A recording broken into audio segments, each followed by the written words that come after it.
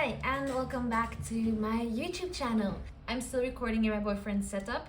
If anybody has any suggestions for a nice pretty desk chair, that would be highly appreciated because I do not like this in my background. Today I have another podcast episode for you talking all about how to ace the school year. I hope you enjoy the episode and I'll see you on Friday. Hello and welcome back to the Studio I podcast. Today's episode is for all of our students. You may be starting your first year of university, or you might be wrapping up your last year and you're trying to figure out where the hell you want to go with your life. Or maybe you're even somewhere in between. It really doesn't matter. What does matter is that this episode will help you ace your next school year. I graduated last year from college and by now I've been working for a year. I really loved school and I kind of still miss it. But I also struggled a lot during my school years. I had no idea who I was and where I wanted to go. I tried to balance an almost full-time job with my education. And I really wish that somebody had given me the tools back then that I have here for you today. It would have probably helped me out so much. So the first thing that I wanted to talk about is your grades. And the first tip that I want to give is to stop focusing on your grades. And I don't mean that in a way that you might think. I'm not saying you should stop striving for great academic results. You should, it's super fulfilling, but it should not be about your grades. If you study for the grades, you study for external validation, and that is very hard to maintain. You might end up cramming all of your knowledge the night before an exam, and afterwards you probably won't remember any of it. If you want to enjoy school, you need to learn to enjoy the process of learning something new, and then the grades will follow. And yes, of course, there will be courses that you have to take that you absolutely hate. For me, that was Spanish. I never ever will enjoy Spanish. It's super hard. I don't understand the language, and it doesn't vibe with me. But for the courses that you find interesting, focus on the knowledge. Try to implement it into your life. Look for the examples. Try to internalize it. And in that way, you're learning to be learning and you're not learning to just get a grade. And you'll see that school will become a lot more enjoyable when you're actually passionate or trying to be passionate about the things that you are learning. So even then, even if you enjoy learning, then keeping the motivation going might not always be easy. Real motivation comes from a why, and you need a strong why to put in the effort to study. So try to come up with your why. Your why will be personal to you. So it's not, I want to get good grades so my parents are happy. It's the benefit you will gain from your education. My why has always been financial freedom. My parents never went to university and that was always reflected in their salary. I wanted to be better and I wanted more, so I got an education. And maybe for you, it's also financial freedom, or maybe it's able to do your dream job, like becoming a doctor or a lawyer. Now, if your goal is more abstract, like financial freedom or a stable future, notice how the degree you get for that doesn't really matter. I highly encourage people to go to school, but if you don't have a specific job in mind that you want to do, it doesn't matter what degree you get. So you might as well study something that interests you. I have a degree and it helps me when I apply for jobs, but I never did anything specific with my degree.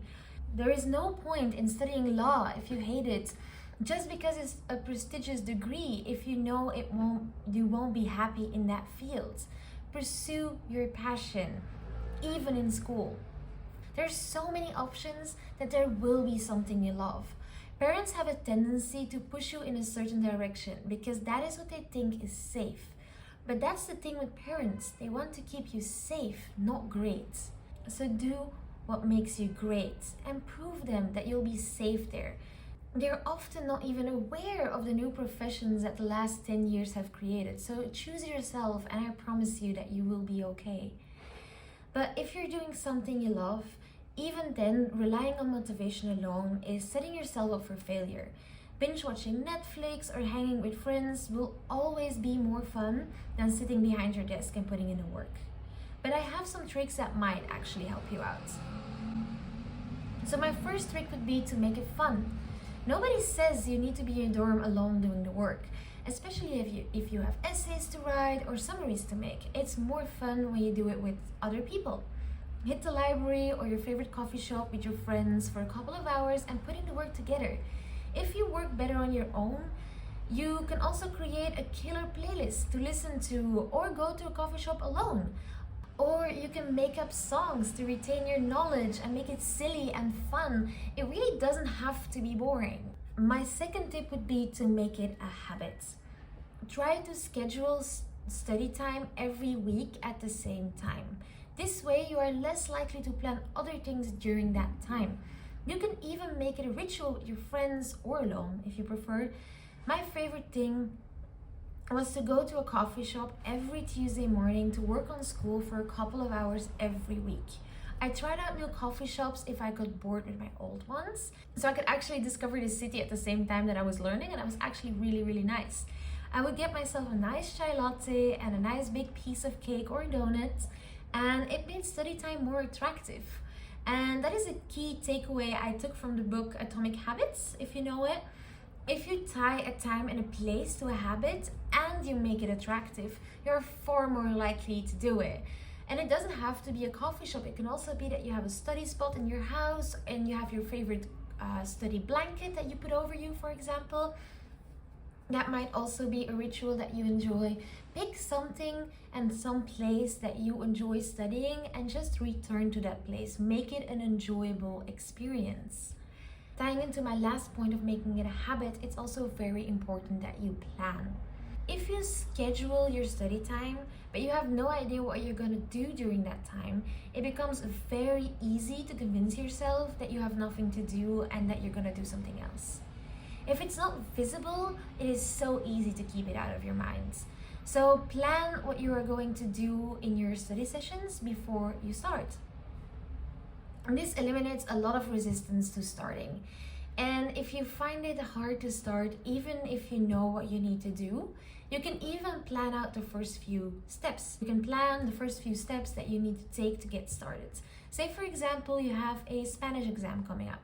If you just write down study for Spanish exam, you might still feel resistance because you have so many options.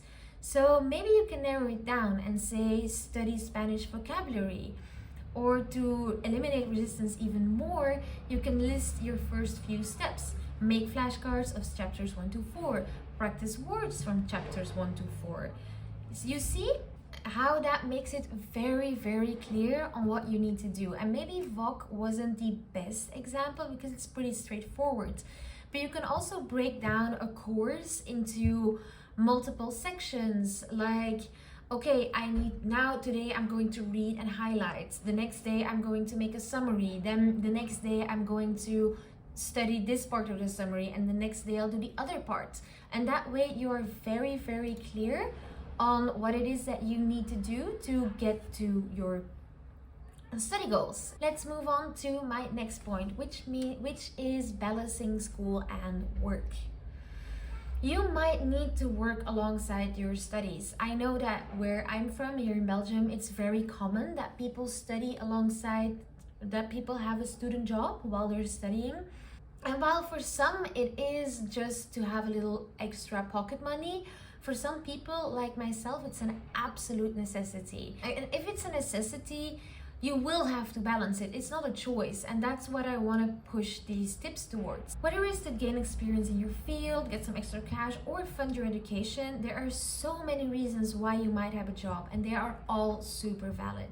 And I have some tips to prevent you from drowning in all your responsibilities. And my first tip would be to, again, find a job you enjoy. So find something to study that you enjoy, find a job you enjoy. I think we're seeing a pattern here that I'm very much a fan of doing things that you enjoy. So I'm sorry if I'm starting to sound like a broken record, but I can't stress enough that it's never worth doing something that you hate. You might not love going to work every time, but if it's a job that you like, it helps a lot. It doesn't even have to be the job. It can also be the colleagues that you love, but just a positive environment that you enjoy will help to keep you motivated to go to your job. Another thing that might be helpful, and I wish that I did more, is to try something in your fields. So if you can find a job that links with your education, it can help out your resume a lot too. It gives you an advantage over your peers that might not have any relevant experience going into the work fields. And you can be creative in this. You might not be able to work as a lawyer yet as a student, but maybe you can answer the phone and do some administrative tasks in a law firm. Or if you want to be a writer, you can get a job proofreading and so on and so on, and then build on from there. And you can even create your own job. For example, if you want to go and work in graphic design, you can already start a YouTube and Instagram and showcase your work, and just in your free time, try to monetize what you're learning. That way you can create a job and a platform that you can continue to build upon once you graduate. And that is something that I also highly encourage for people that have no idea what they want to do after school. Then maybe you can try building something that can stand on its own after university. So that could simply be documenting your life online and building a following. It's something that might come in handy. You don't have to be a basic influencer either. You can talk about your hobbies or your passions. For example, if you love history, you can make a YouTube channel around history. If you're studying law, for example, you could even just document your life as a law student. It's something that really works online because people are curious. Or if you actually enjoy studying, you could make a YouTube channel or an Instagram dedicated to how you study. It might actually help people out. Now, that doesn't mean that you have to start a career as a content creator, but it means that you are building an audience that you then can later on use to maybe start your own business. You basically create a network of people that might be able to help you out, or you create proof of your certain skill. For example, if you want to go work as a freelancer afterwards. And if video isn't your thing, then maybe you can start a blog, or if you enjoy sports, you can coach your friends and gain experience as a personal trainer, and that way you can build up your personal trainer experience to then, after you graduate, you can still keep on going with the personal trainer thing. Wow, the personal trainer thing. You can still keep going with the personal trainer thing while you're searching for your dream career. That way you have income. There is something for everybody, and maybe I'll do an episode on getting paid to be yourself. If you're watching this on YouTube, let me know if that is something that you might be interested in the comments, and what kind of questions you want to see answered. I would love to do an episode. You have school and a job, and you want to see your friends, and you want to have time for your hobbies. That seems impossible, right? What if I told you that it isn't? It just all comes down to great time management and planning. And if you hate the word planning and you don't feel like sticking to a schedule that dictates your every move, that is totally valid. But I'd like to make an argument that a planning actually gives you more time and more freedom if you do it right. First of all, it just helps you to stay organized and on top of things. It will relieve a lot of stress from your brain, and that in turn will help you to be more present and happy overall. Going on a bender with your friends is way more fun if you know you don't have any work waiting for you the day after, am I right? And secondly, it allows you to schedule time to do fun things or to do nothing at all. That this doesn't have to mean that you're just planning activities in your day, but you can leave gaps in your planning to allow for last minute ideas. And good planning also allows you to move things around because you know what you have to do by when, so you can just postpone things, move things around to make time for last minute plans. But how do you go about that planning? I like to use my building block system, and you might have heard me talk about it before, and today I'm going to teach you how to apply it as a student. So take a piece of paper and draw 6 big blocks and 4 little ones. And if you can't draw now, no worries. I will link the podcast recap in the description, where you can find all of the explanation again, so you can do it after. So you have your 10 blocks on your paper, and in the 6 big blocks you'll put everything that you need to do that takes up a lot of your time, and in the small blocks the things that don't take up as much time. So as a student, you might choose to make 1 block for your studying, or you can make a block per course that you're following.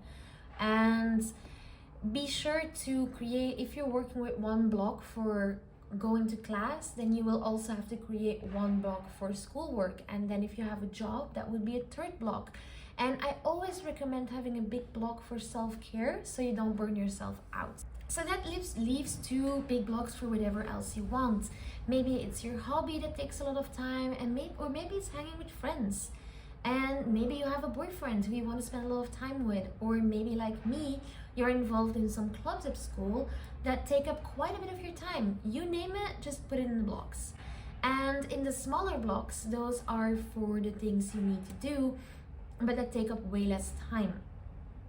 As a student, household tasks will probably be a small block. Your room is probably not that big, so you don't have to clean a lot yet, and stores probably on your way home, or you might even have like a dining hall so you don't even have to cook at all. Or you might have some small hobbies that you love, like reading or thrifting or knitting. Whatever it is, it has a space in these small blocks. Remember that if it's important to you, you should list it as a block so you can create time for it. So once you have your blocks, you can start listing them in your calendar of choice.